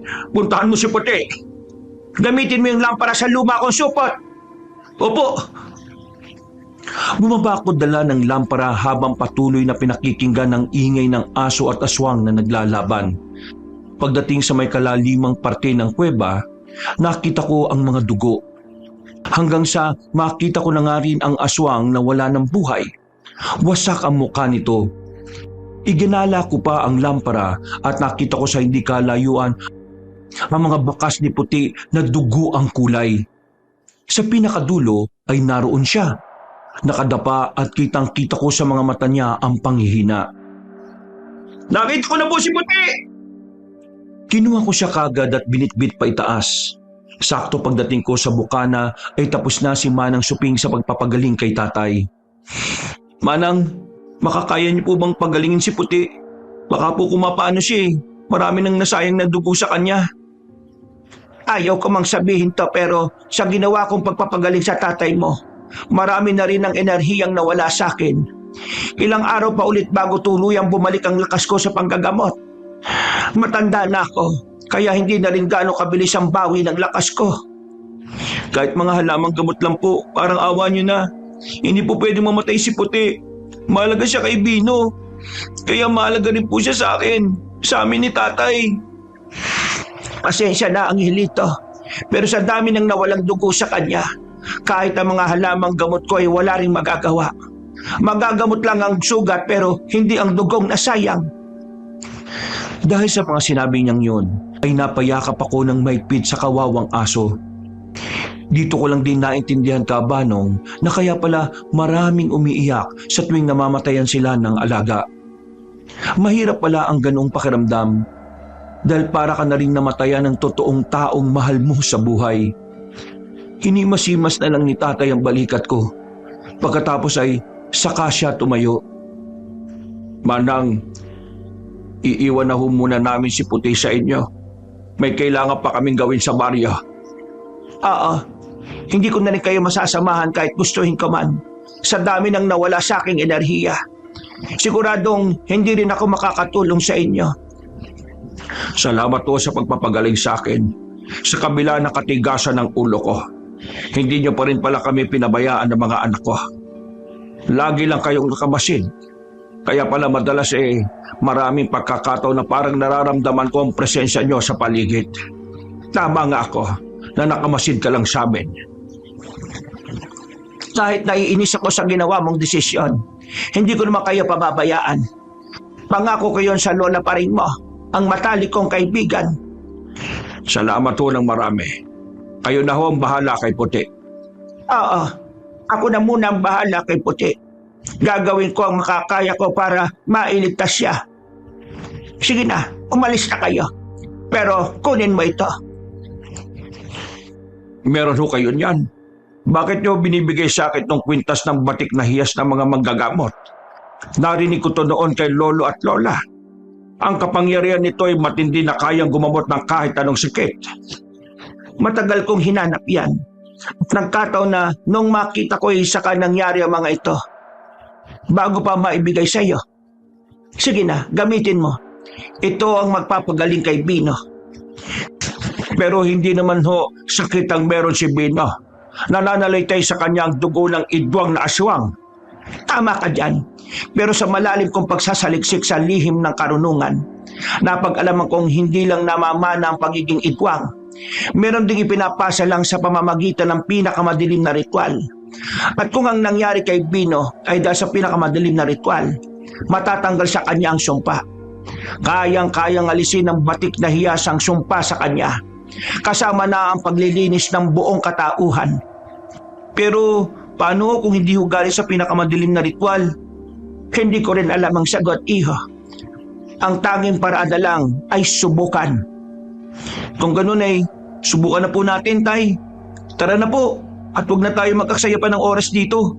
Baka maubos na ang mga tao sa baryo bago pa natin magawa ang mga ito. Tama ang sinabi mo, Angelito. Pero mag-iingat kayo dahil hindi basta-basta ang mga aswang na itwang. Isa sila sa mga pinakaluma na halos wala nang nakikilala.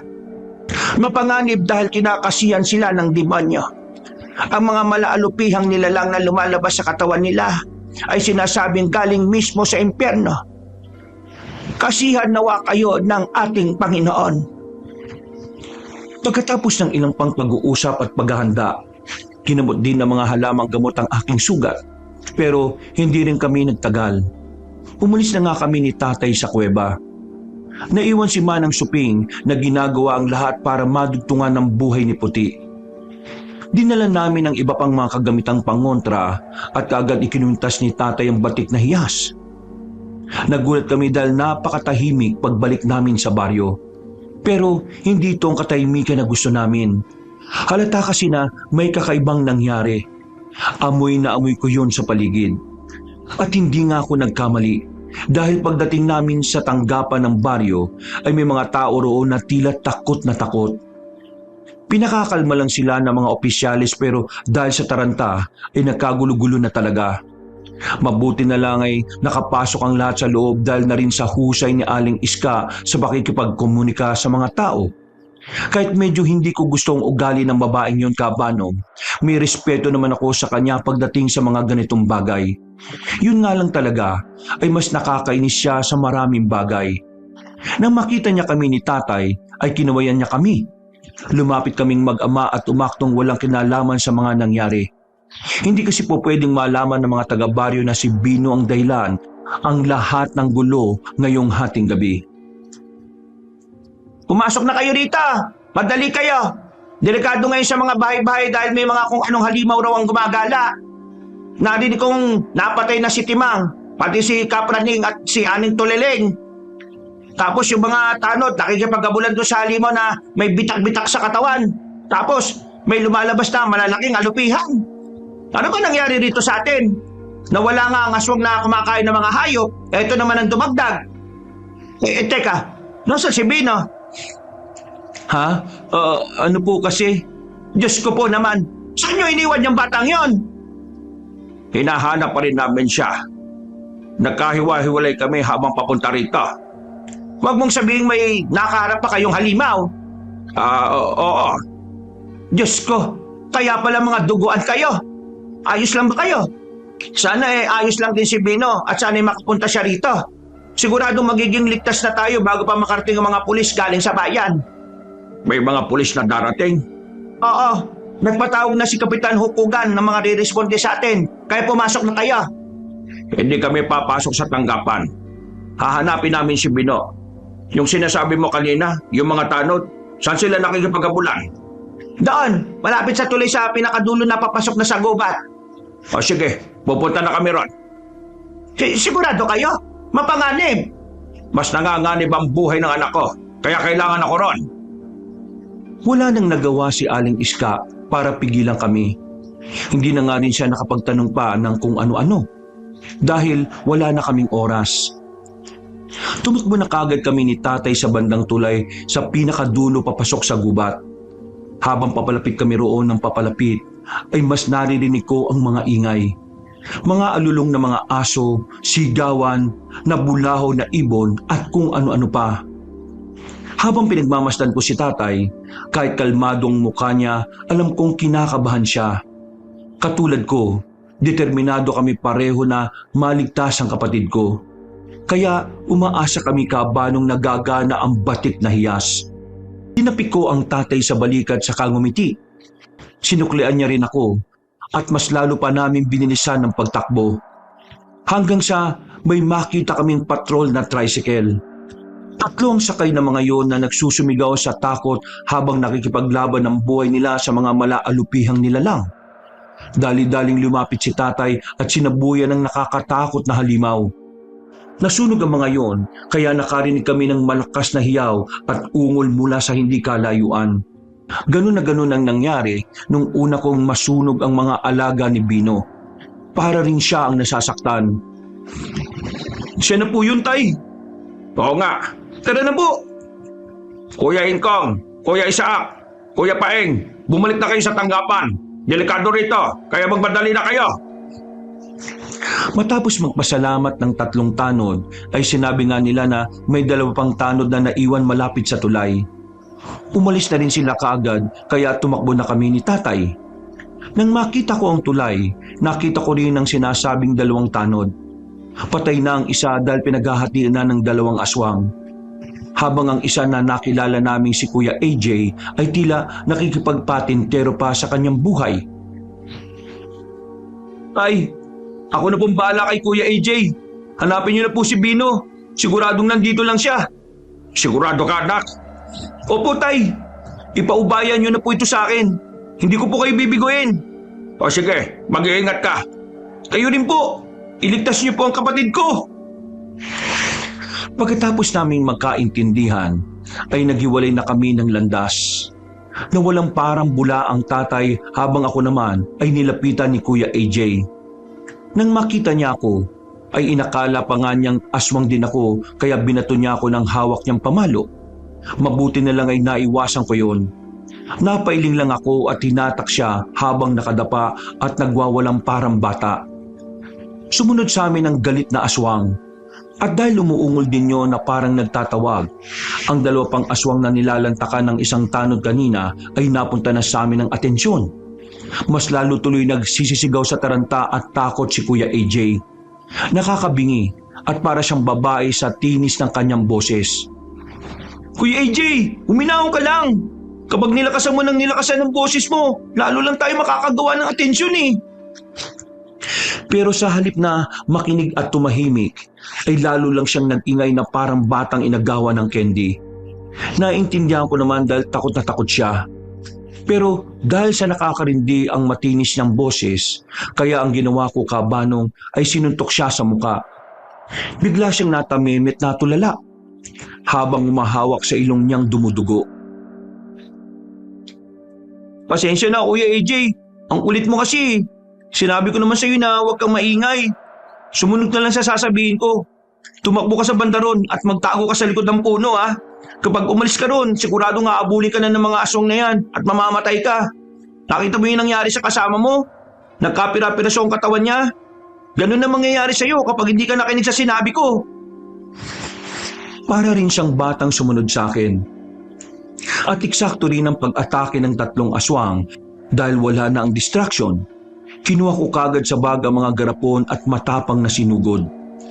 Siniguro ko na hindi na ako matatamaan ng mga kalaban dahil ayaw ko na mangyari yung nangyari kanina na dahilan kung bakit nalagay ngayon sa alanganin ng buhay ni Puti. Pagtalo ng 3 aswang ng sabay-sabay ay pinadosos ko ang sarili ko. Pagkatapos ay tumingala ako saka isinaboy sa gitna nila ang 3 garapon ng pangontra. Nang tumama ito sa kanilang mga muka at nabasag, humalimuyak ang amoy ng talumpunay na may halong paminta. Napasingot sila ng sabay-sabay at napabahing. At ito ang naging tila dahilan ng kanilang pagkamatay. Nagsilbi kasing mitya ang bahing nila at sabay-sabay din silang umapoy. Napangiti ako habang pinagmamasdan ng mga aswang na nagkakakawag para lang mabuhay. Nagkanya-kanya sila ng karipas papunta sa gilid ng tulay para tumalon at maisalba ang sarili. Pero hindi ko inayaang mangyari yon. Sinundan ko sila at isa-isang ginilita ng leeg. Hingal akong napatingin kay Kuya AJ pero naggulat ako nang may papunta na sa kanyang malaalupihang nilalang. Nagmadali akong tumakbo pero huli na dahil nasunggaban na siya ng isa. Kitang-kita ko kung paano yung pumasok sa kanyang bibig dahilan para siya ay mapahiga sa lupa. Paglapit ko ay nangingisay-ngisay na siya habang palipat-lipat ang paghawak ng kamay sa leeg, sa tiyan at sa iba't ibang bahagi pa ng katawan. Maya-maya'y tumingin siya sa akin at tila inabot ang mga kamay ko na para ring humihingi ng tulong. Pero sa huli ay nawalan na siya ng buhay. Nakakalungkot man, pero wala na akong nagawa kundi hintayin ang paglabas ng malaalupihang nilalang sa katawan niya. Inabangan ko itong lumabas sa dila at saka ko sinabuyan ng pamatay. Nagliyab ito dahilan para marinig ko na naman ang ungol at sigaw ni Bino mula sa kung saan. Sobrang lapit na lang niya. Si tatay, sana okay lang siya. Tiningnan ko ulit si Kuya AJ na siguradong patay na. Ipinikit ko na lang ang mga mata niya at inayos sa mga kamay na inilagay ko sa dibdib. Saka ako tumakbo papunta sa kinaroroonan ni Bino. Dahil nasa bandang ilalim sa pinakadulo ng mahabang tulay na bato ang boses, doon ako pumunta. At doon ko nga sila naabutan, Kabanong. Una kong binalingan ng atensyon si tatay na atras ng atras dahil sa mga malaalupihang lumalabas sa bitak-bitak na katawan ni Bino. Ay, nandito na po ako! Ako na pong bahala sa mga yan! Gawin niyo na po ang dapat kong gawin! Sige anak! Lumapit kagad ako sa kinaroroonan ni tatay at hinarap ang mga malaalupihang nilalang. Isa-isa ko yung sinabuyan ng pamatay hanggang sa magliyab ng magkakasunod. Umungol na naman sa sakit si Bino. Pagtingin ko sa kanya ay para siyang bulati na binudbura ng asin dahil sa pagwawala. Pero hindi pa rin siya nagpatinag. Kaya hindi rin ako tumigil. Kahit masakit sa akin na makita na nagkakaganon na siya, kinailangan kong gawin ang dapat kong gawin. Hanggang sa tuluyan siyang manghina. Nang makita ko siyang napaluhod, ay saka ako minasdan si tatay na papalapit na. Pero kitang-kita sa mga mata niya ang pag-aalangan. Ay! Gawin niyo na po! Huwag na po kayo magdalawang isip! Ay! Gawin niyo na po habang nakihinit pa siya! Hindi ko yata kaya anak. Paano kung mamatay siya imbis na bumalik sa dati? Magtiwala po kayo sa sinabi ni Manang Suping. Kahit kailan, hindi niya naman tayo niloko eh. Gawin niyo na po, pakiusap! Sige, gagawin ko na! Humakbang pa siya papalapit sa nangihinang si Bino at nakita kong tinanggal niya ang batik na hiyas saka hinawakan ng maigpit. Nang ihahagis na niya ito sa bibig ng aswang, ay saka yun tumindig. Kahit ako man ay nagulat, kaya hindi kagad ako nakapaghanda. Sumuntok si Bino pero naiwasan naman ni tatay. Ang pagkakamali lang ay tumama siya sa isang malaking puno sa gilid ng tulay. Natumba ang tatay at nabitiwan ng batik na hiyas. Dahil dito ay tumakbo ko gamit ang buo kong lakas hanggang sa makuha kong nasabing palamuti. Pero pagbangon ko ay humiyaw na si Bino na ang ibig sabihin ay nagtatawag na siya ng mga kasama pa. Kasunod noon ay isa-isa na rin niyang pinalabas ang mga malaalupihang nilalang sa bitak-bitak ng kanyang katawan. Ibinuhos na rin niya ang lakas niya. Pero mas matindi ang determinasyon ko. Tumayo ako, pinakiramdaman ng paligid. Hanggang sa maaaninag ko ang mga magkakaparis na namumulang mga mata ng aswang na papalapit na rin sa akin. Pati ang mga malaalupihang aswang ay ganun din ang eksena. Parang bumagal ang takbo ng mundo ko noon, Kabanong. Pero hindi po talaga ako nagpaawat. Naisip ko na lang na kailangan kong mailigtas si Bino, si tatay at ang buong baryo. Habang papalapit ako sa kanya, ay naramdaman ko ang pagkapit ng mga malaalupihang nilalang sa katawan ko, pati ang pagkalmot ng isang aswang sa bandang likuran. Tinis ko ang mga yon, hanggang sa makalapit ako ng husto kay Bino. Pero nang inaakala kong abot kamay ko na ang tagumpay, nagkamali ako. Bigla niya akong hinawakan sa liig. Humihingal siya. Dinig na dinig ko yon pati ang nabubulok na amoy ng kanyang hininga. Habang ang mga alupihang nilalang ay nilulukob ang buo kong katawan. Hinigpitan ko ang hawak sa biyak na hiyas. Hindi ako mapapatay na... Ibalik mo ang kapatid ko, halimaw ka! Palayain mo siya sa sumpa! Ha! Akin ang katawang ito. Ako ang magwawagi. Katulad ng sinabi ko, mamamatay kayong lahat ngayon dito sa baryo. Hindi! Pagkasabi kong yun, ay pinilit kong igalaw ang kaliwang kamay ko hanggang sa kinagat na niya ito at naputol. Nilunok niya yon ng walang nguya-nguya habang ako ay hiyaw ng hiyaw sa sakit. Halos panawan talaga ako ng malay. Nanlabo na nga ang mga mata ko at nararamdaman ko nang papasok na sa bibig ko ang malaalupihang nilalang habang sakal-sakal niya pa rin ako. Pero sa isang iglap ay bigla siyang bumitaw. Nahulog ako at napahandusay. Pagkadilat ko ng mga mata ay may mga namatay ng malaalupihang nilalang, pati ang aswang ay naglayuan. Pero inabot din sila ng kamatayan. Pagtingin ko kay Bino, bumubula na ang bibig niya at ang katawan niya ay parang lumolobo hanggang sa bigla na lang yung pumutok. Yun na lang ang huli kong natatandaan nung gabing yun, Kabanong. Pero magandang balita po. Dahil buhay si Bino, buhay si Tatay, buhay si Puti, at buhay na buhay ako, kahit putol ang kaliwang kamay. Ayon kay Aling Iska, pagdating daw ng mga pulis ay wala naman silang nakitang mga halimaw maliban sa amin nila Tatay at Bino na duguan at walang malay. Kaya ang naging hinala ay inatake ang baryo ng mga rebelde. Wala ring naalala hanggang ngayon si Bino sa mga nangyaring yon. Kaya masayang masaya po kami dahil bago mamatay si Tatay Pani, pareho pa kaming nakapag-asawa ng kapatid ko at hanggang ngayon ay masaya kami sa aming mga buhay. Kinalimutan ko na rin ang lahat, pero may pagkakataon pa rin na sa tuwing may magpapagamot sa akin ay di ko tinatanggihan. Maraming salamat sa pakikinig sa aking kwento. Nawa ay marami kayong nakuhang aral. Wakas.